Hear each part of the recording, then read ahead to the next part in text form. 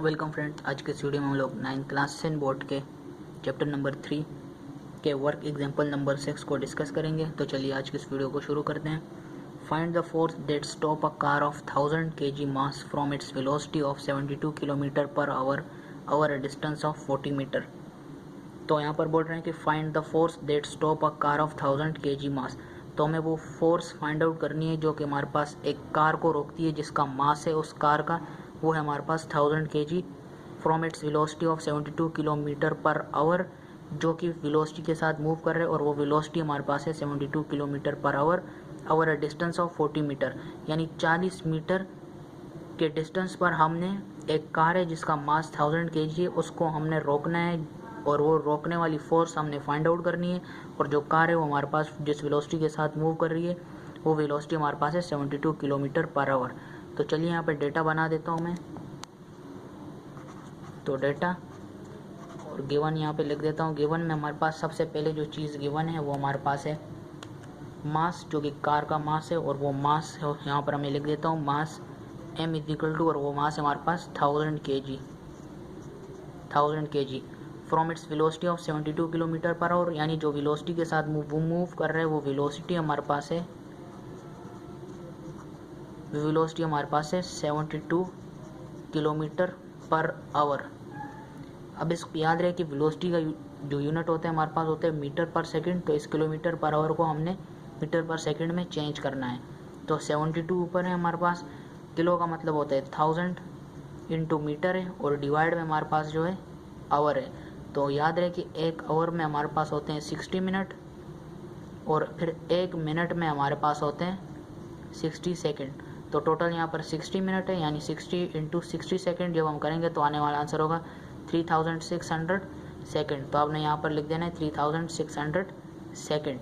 तो जब हम इसको डिवाइड करेंगे तो वेलोसिटी का हमारे पास आ जाएगी, यानी 72 मल्टीप्लाई बाई 1000, तो आने वाला आंसर हमारे पास होगा 72,000। और 72,000 को हमने डिवाइड करना है 3600 जो कि सेकंड है, और इसके साथ हमारे पास जो यूनिट लगा हुआ है वो मीटर है। तो आने वाला आंसर हमारे पास वेलोसिटी का होगा 72,000 डिवाइडेड बाय 3600, तो वेलोसिटी हमारे पास आ जाएगी 20 और मीटर पर सेकंड, जो कि वेलोसिटी का यूनिट होता है। उसके बाद बोल रहे हैं ओवर डिस्टेंस ऑफ 40 मीटर, तो हमारे पास एक डिस्टेंस भी गिवन है, डिस्टेंस जो कि हमारे पास है सिंबल होता है एस और डी, जो कि हमारे पास गिवन है 40 मीटर। इसी सूरत में बोल रहे हैं कि find the force that stop a car of 1000 kg mass. तो वो फोर्स फाइंड आउट करनी है जो कि हमारे पास इस 1000 kg मास के कार को रोकेगी। तो रिक्वायर्ड गेटिंग डाल के आप लोगों ने लिख देना है कि हमें वो फोर्स फाइंड आउट करनी है, यानी फोर्स एफ जो कि हमें फाइंड आउट करनी है। तो चलिए अब इस क्वेश्चन को सॉल्व करते हैं। तो सोल्यूशन की हेडिंग मैं यहाँ पे डाल देता हूँ सोल्यूशन। अब हमें वो फोर्स फाइंड आउट करनी है जिससे वो 1000 kg के कार के मास को रोकेगी, जिसका मास हमारे पास 1000 है, जिसको वो कार रोकेगी, वो फोर्स हमें फाइंड आउट करनी है। तो याद रहे कि फोर्स का फॉर्मूला हमारे पास होता है F is equal to m है। तो फोर्स को चलिए फाइंड आउट करते हैं। तो F तो हमारे पास पूछा गया है, तो F यहाँ ऐसे ही रहेगा। मास हमारे पास जो है वो गिवन है, जो कि कार की है 1000 मल्टीप्लाई बाय एक्सीलरेशन। तो एक्सीलरेशन यहाँ पर हमारे पास गिवन नहीं है, तो यहाँ पर हम इसको इक्वेशन 1 का नाम दे देंगे, और हमें सबसे पहले एक्सीलरेशन फाइंड आउट करना होगा, तभी हम इस फोर्स को फाइंड आउट कर सकते हैं। तो चलिए सबसे पहले अब एक्सीलरेशन को फाइंड आउट करते हैं, तभी तो हमारे पास फोर्स की वैल्यू आएगी। तो टू फाइंड ए, तो एक्सीलरेशन के लिए हमारे पास जो फॉर्मूले यूज़ होते हैं उनको अप्लाई करते हैं।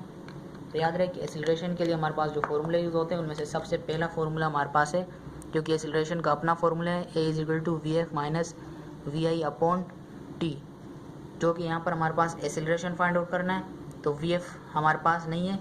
याद रहे कि जब भी इनिशियल वेलोसिटी गिवन हो, इनिशियल वेलोसिटी जो कि हमारे पास ये गिवन है जिसके साथ ये मूव कर रहा था, तो ये हमारे पास कौन सी वेलोसिटी होगी, इनिशियल वेलोसिटी, जिसके साथ ये वेलोसिटी मूव कर रही थी, वो कार मूव कर रही थी, जिसको रोकने के बाद हमारे पास जो फाइनल वेलोसिटी बनी होगी, फाइनल वेलोसिटी कितनी बनी होगी हमारे पास, वो वेलोसिटी हमारे पास होगी फाइनल वेलोसिटी, जिसके बाद जब इस कार पर फोर्स अप्लाई की गई तो कार ने फोर्स के बाद कहीं ना कहीं जाकर वो कार रुकी होगी थोड़ी देर बाद, इस तरह से फोर्स लगाने के बाद।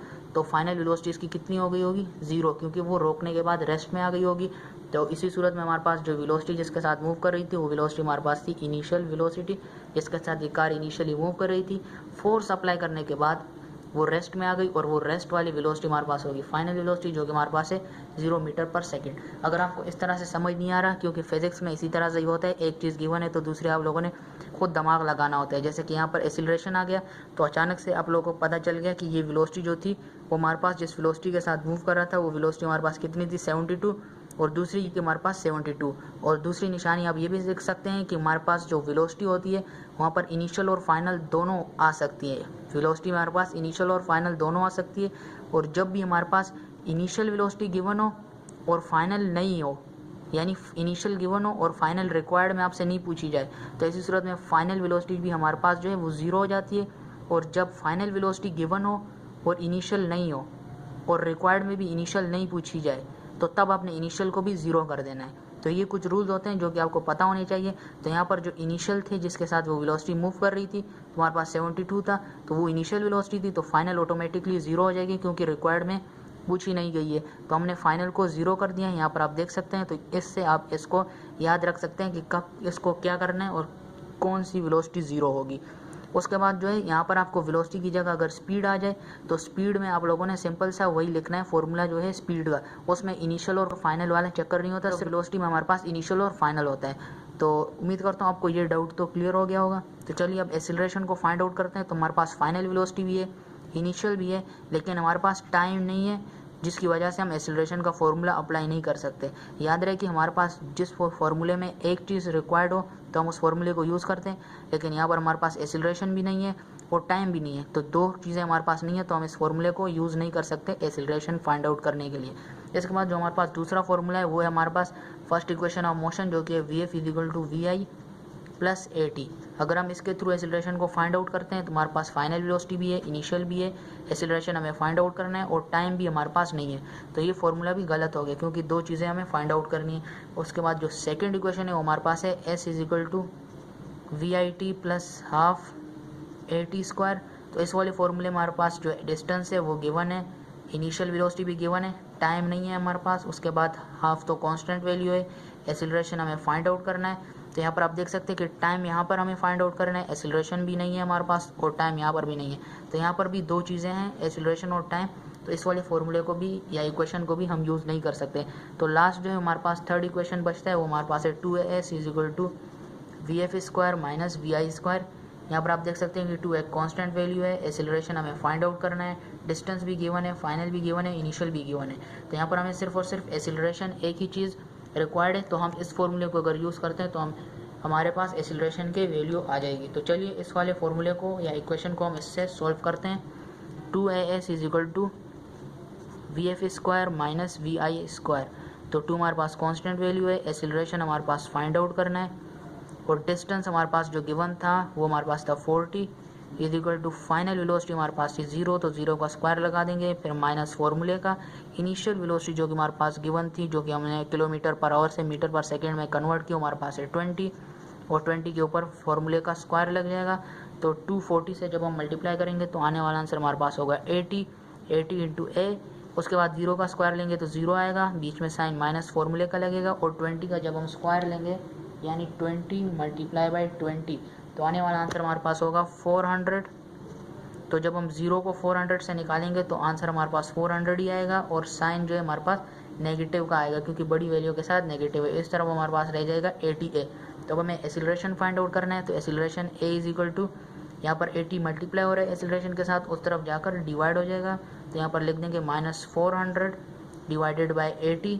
तो एक्सीलरेशन का आंसर हमारे पास आ जाएगा, जब हम 400 को डिवाइड करेंगे 80 से तो 400 डिवाइडेड बाय 80 तो आने वाला आंसर हमारे पास होगा 5, और इस 5 के साथ हमारे पास एक्सीलरेशन का यूनिट होता है मीटर पर सेकंड स्क्वायर, और यहाँ पर लग जाएगा माइनस क्योंकि ऊपर हमारे पास देख सकते हैं कि डिवाइड में माइनस लगा हुआ है। तो अब हम जब इसको डिवाइड करेंगे तो आने वाला आंसर भी हमारे पास एक्सीलरेशन नेगेटिव में होगी।